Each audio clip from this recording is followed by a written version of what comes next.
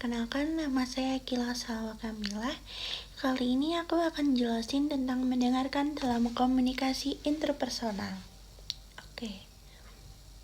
Seperti yang kalian tahu, kita tidak asing dengan kata mendengarkan. Kata mendengarkan bukan hanya tentang menangkap kata-kata yang diucapkan oleh lawan bicara, tetapi juga memahami pesan yang tersirat dan emosi yang ingin disampaikan. Lalu, ada manfaat mendengarkan. Yang pertama, membangun hubungan yang kuat. Mendengarkan dengan penuh perhatian menunjukkan bahwa kita peduli dan menghargai orang lain yang dapat memperkuat ikatan interpersonal kita. Yang kedua, mengurangi konflik. Ketika kita benar-benar memahami perspektif perasaan lawan bicara, kita dapat menghindari kesalahpahaman dan mengelola konflik yang lebih efektif. Yang ketiga, dan meningkatkan pemahaman.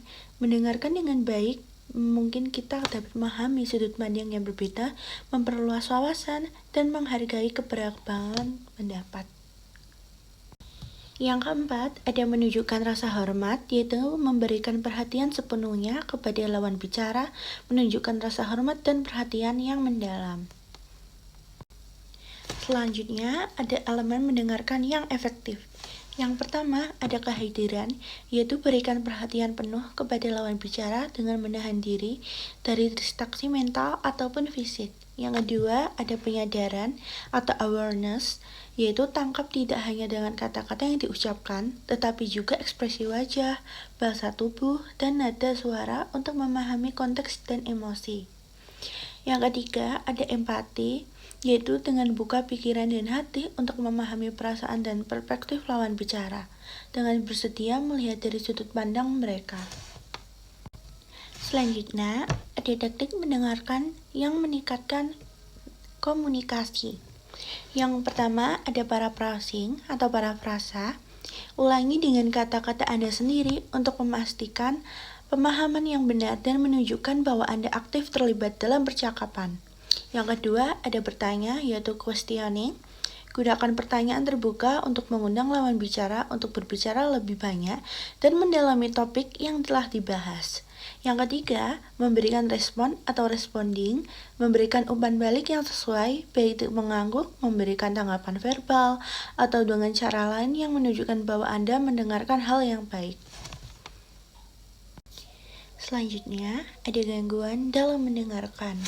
Gangguan internal, yaitu pikiran yang melayang atau merencanakan respon sebelumnya dapat menghalangi cara kita untuk mendengarkan dengan efektif. Dan ada gangguan eksternal, yaitu suara bising atau lingkungan yang tidak kondusif dapat mengganggu perhatian dan pemahaman. Selanjutnya, ada latihan dan pengembangan keterampilan. 1.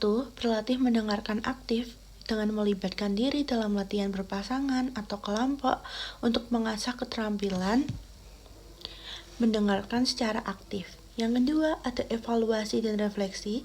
Secara rutin tinjau interaksi komunikasi untuk mengidentifikasi area yang dapat ditingkatkan dalam mendengarkan. Jadi seperti itu, kurang lebih mendengarkan bukan sekedar proses fisik mengambil suara, tetapi merupakan keterampilan yang melibatkan kesadaran, empati, dan komitmen untuk memahami orang lain secara mendalam.